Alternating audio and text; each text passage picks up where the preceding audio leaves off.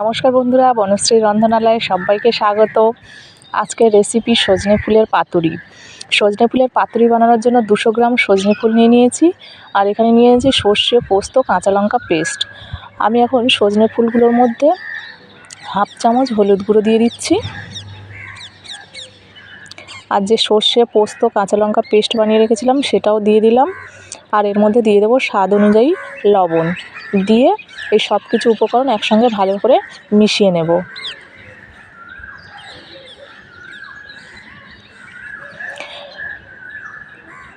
এই সজনে ফুলের সিজনে একবার এইভাবে সজনে ফুলের পাতুরি বানিয়ে খাবেন বাড়িতে, দেখবেন খুব ভালো একটা রেসিপি, আর খুব চটজলদিও বানানো যায় রেসিপিটা, আর বেশি উপকরণও লাগে না। তো একবার এইভাবে বানিয়ে খেয়ে দেখবেন, অবশ্যই ভালো লাগবে। এখন আমি কড়াই বসিয়ে দিয়েছি, কড়াইয়ের মধ্যে 2 চামচ সর্ষের তেল দিয়ে দিলাম, আর দিয়ে দেবো 1 চামচ কালো জিরে, দিয়ে একটা ফোড়ন বানিয়ে নেব। এই ফোড়নটা আমি যে মিশ্রণটা করে রেখেছি ওই মিশ্রণের মধ্যে দিয়ে ভালো করে মিশিয়ে নেব।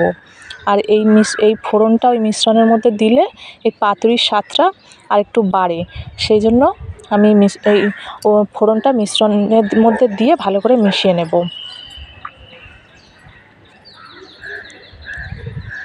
আমার চ্যানেলে যদি কেউ নতুন হয়ে থাকেন, একবার চ্যানেলটা সাবস্ক্রাইব করে রাখবেন, আর পাশে থাকা বেল আইকনটি প্রেস করে দেবেন, যাতে আমার চ্যানেলের রান্না সবার আগে আপনাদের কাছে পৌঁছে যায়। আর রেসিপিটা একবার বাড়িতে বানিয়ে খাওয়ার অনুরোধ রইল। খেয়ে দেখবেন, ভালো লাগলে একটা লাইক, শেয়ার, কমেন্ট করে দেবেন। আর এই যে এখন আমি কয়েকটা কলা পাতা সেঁকে নিয়েছি, এবার কলা পাতার উপরে আমি ওই মিশ্রণগুলো দেব, অল্প অল্প করে দিয়ে কলা পাতাটা মুড়িয়ে সুতো দিয়ে বেঁধে নেব।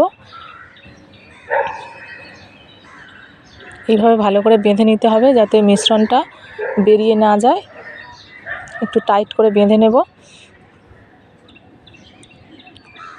একে একে আমি সবগুলো এইভাবে বানিয়ে নিলাম। এখন আমি কড়াই বসিয়ে কড়াইয়ের মধ্যে 2 চামচ সর্ষের তেল দিয়ে দিলাম, আর যে পাতুরিগুলো আমি কলা পাতা মুড়ে রেডি করে রেখেছিলাম সেগুলো এর মধ্যে দিয়ে উল্টে পাল্টে ভেজে নিলেই রেডি হয়ে যাবে আমার সজনে ফুলের পাতুরি। তো এটা যেহেতু কলা পাতার মধ্যে দিয়ে ভাজা হচ্ছে, সরাসরি ফ্রাই করা হচ্ছে না, সেই জন্য এটা শরীরের জন্য অনেকটা উপকারী। তো এইভাবে একবার বানিয়ে খেয়ে দেখবেন, ভালো লাগবে।